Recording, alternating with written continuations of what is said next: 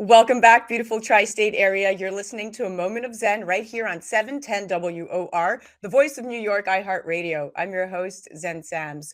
Coming up in our disability awareness segment brought to you by OGPay.com, today we're featuring the awesome Brooke Eby, a courageous, determined, beautiful young woman diagnosed with ALS back in March of 2022 after 4 long years of confusing symptoms in her leg.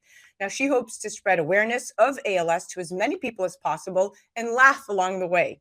Although the mean survival time with ALS is 2 to 5 years, some people do live 5 years, 10 years, or even longer. Symptoms can begin in the muscle that controls speech and swallowing, or in the hands, arms, legs, or feet. ALS, or otherwise known as amyotrophic lateral sclerosis, is a progressive neurodegenerative disease that affects nerve cells in the brain and spinal cord.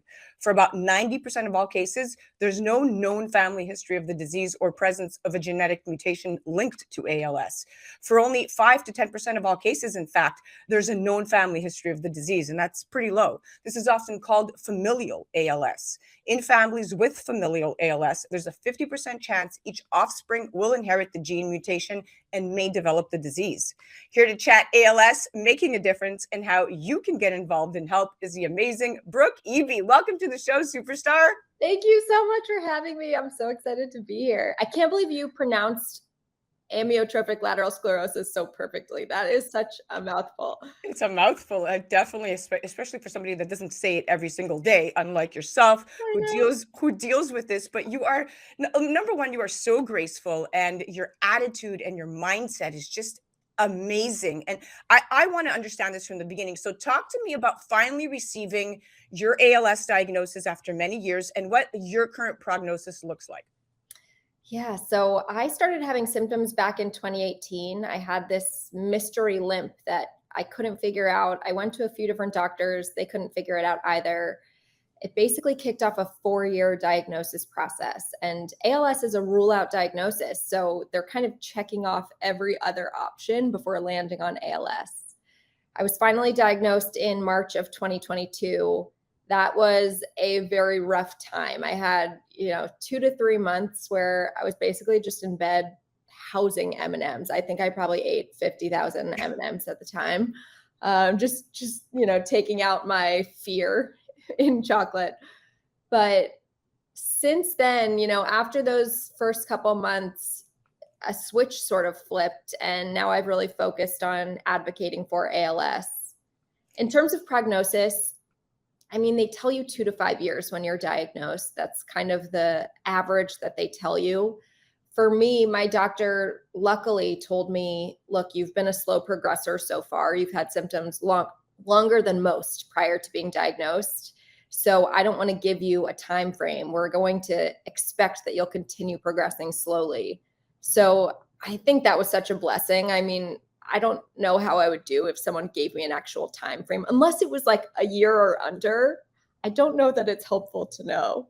It's so not. And Yeah. at this point right now, studies to develop more treatments and a cure for ALS, many funded by the ALS Association, are ongoing around the world. And scientists have made real significant progress in understanding how the disease works, identifying biological indicators that can help diagnose and treat. So there's a lot of hope there. And I agree with your doctor. Why put a time frame on something so precious like life that's also very unique to individuals? You don't do that to somebody. And I think that he has a great approach in the way he delivered the information to you. Now, what are your feelings about the future, and from where do you really draw your strength and motivation at this point? You're, like I said, very much full of life, smiling, and seem to be coping better than most in your situation. How important is mindset in this situation?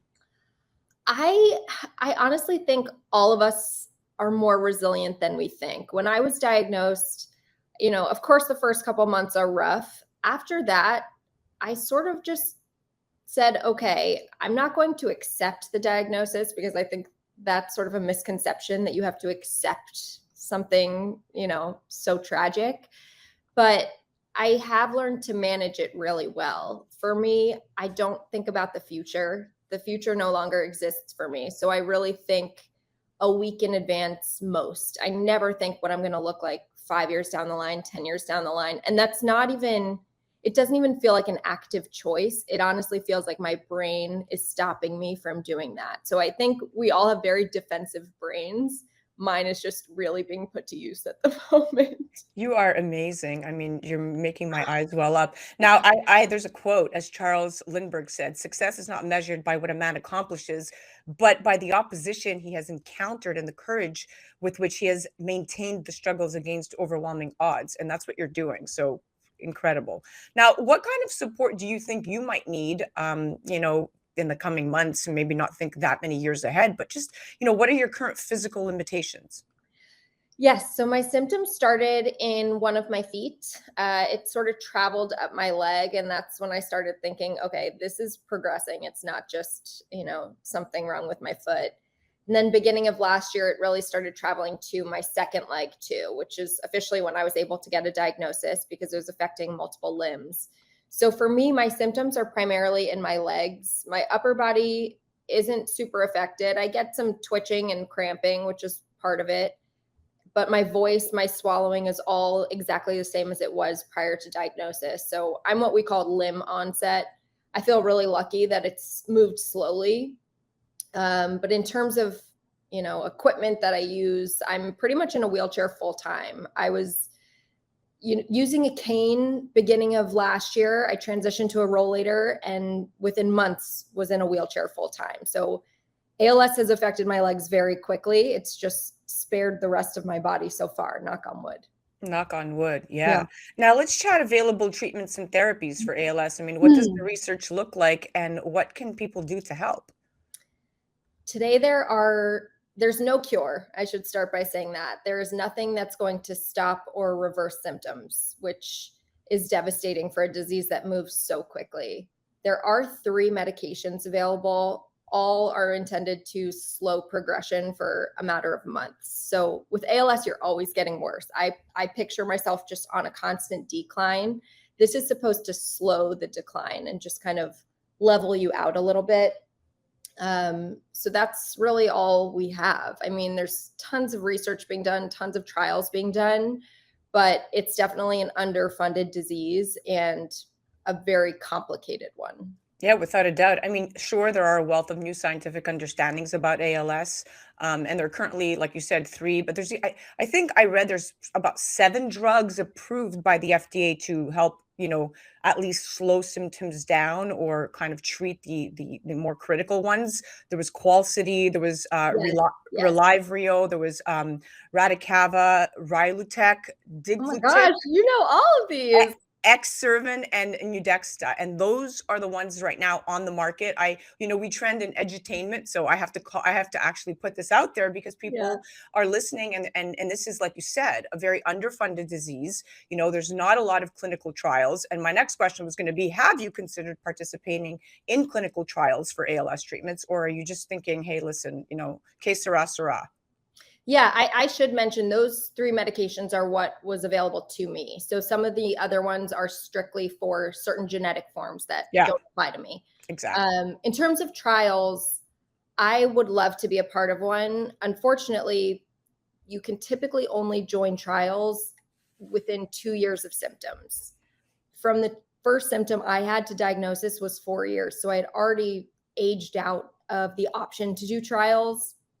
And the reason for that is they anticipate patients dying. And in order to collect the data, they need to make sure that a patient lives throughout the trial.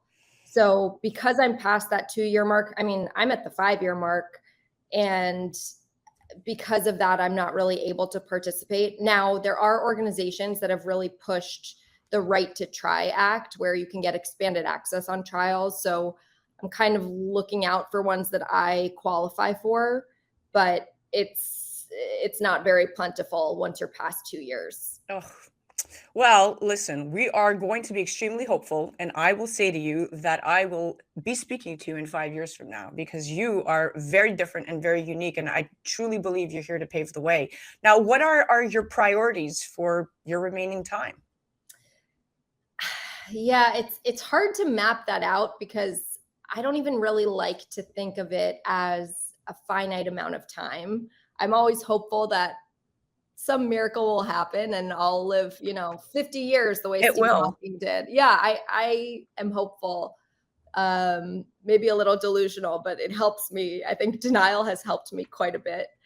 I think my goals right now, I'm still working full time. So during the day, I consider myself, a corporate professional. I work for Salesforce, Wow. but by night, I'm really focused on ALS awareness and advocacy. So as soon as I sign off work for the day, I pretty much pull up my phone. I'm making TikToks, I'm making videos for Instagram to really bring ALS to everyone's doorstep and make people familiar with it and comfortable asking questions with it. I think with terminal diseases, people are so scared to say the wrong thing. And Yeah. so they don't talk about it at all. And I'm like, I'd rather you ask me all the wrong questions, but still be having the conversation, because I think these conversations can drive pressure, and hopefully pressure makes a change for the ALS community. Without a doubt. And look, you managed to get on iHeartRadio on a tri-state area national, show where people could hear you, and your message is being heard, because I did find you on Instagram, and you didn't, sign off your day job to do this and create awareness, and you have created awareness. You're doing amazing. Now, how do you manage your symptoms and maintain your independence? Obviously, you're wheelchair bound, but you're still very, very, very much capable of, having normalcy within your life. The wheelchair changed my life. I like the concept of being wheelchair bound. To me is like, I think a lot of people have a negative connotation about it.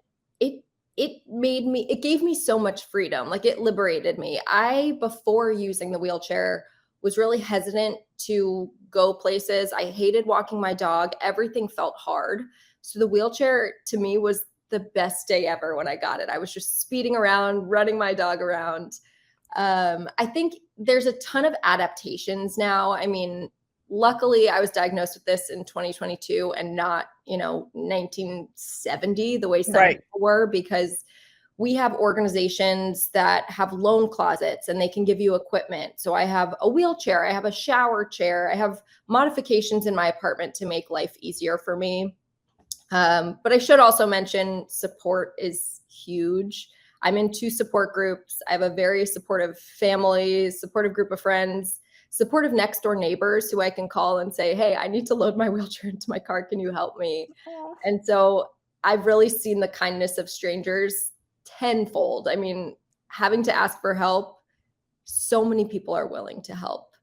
You are just a bright light. Now, I was going to say, signing off here, we have about a minute left. What advice do you have for someone receiving an ALS diagnosis? Because, I mean, it's a hard diagnosis to receive. Yes, I actually just did a video about this because I wished I had had something I could watch that wouldn't make it as intimidating. But I think the first few months, I mean, I was probably quick to flip the switch, to go from like depression and just anxiety and fear into let's tackle this head on. For me, that took about 2 to 3 months. I think for anyone, that period's going to happen. You almost have to grieve what you thought your life was going to be. I thought I was going to have a family and kids and, really take off my career, and everything changed. And I basically had to say, you know what, I have a different purpose now, and this is the path that was meant for me. So that's how I got over that hump. I think beyond that, finding community, finding support groups, there are questions that you're going to have in the first couple months that are strictly fear-based, like what's going to happen to me in a month, or where do I get a wheelchair? How can I, find the right resources? And for me, the support groups were the places to go. There are tons of ALS resources. If you Google, just like ALS resources in my area, there's tons. But for me, the support group and finding community really made things easier for me. Girl, you have me almost in tears. Oh, not because I'm feeling sorry for you at all.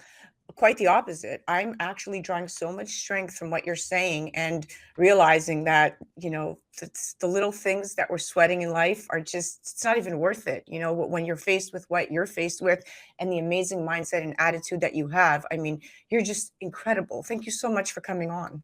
Thank you so much for having me. Oh my God, you're amazing. Guys, listen, the tests we face in life's journey are not to reveal our weaknesses, but to help us discover our inner strengths.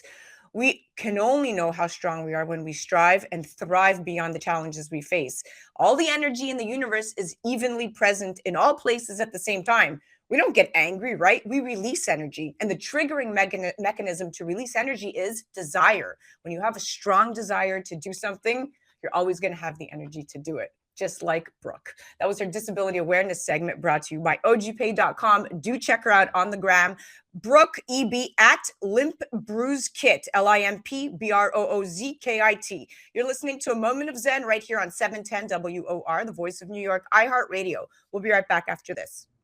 A Moment of Zen is brought to you by Caldwell Soames Incorporated, investing globally in transformative businesses like Original Digital Corporation, or ODC. ODC develops advanced consumer and commercial fintech solutions such as OGPay, which will transform the way you manage your money. From sending and receiving money globally for free, paying for goods and services in person and online, pay bills, buy and sell digital currencies, all while earning interest. OGPay is easy to set up, FDIC insured, and your information is secured. Check out OGPay.com.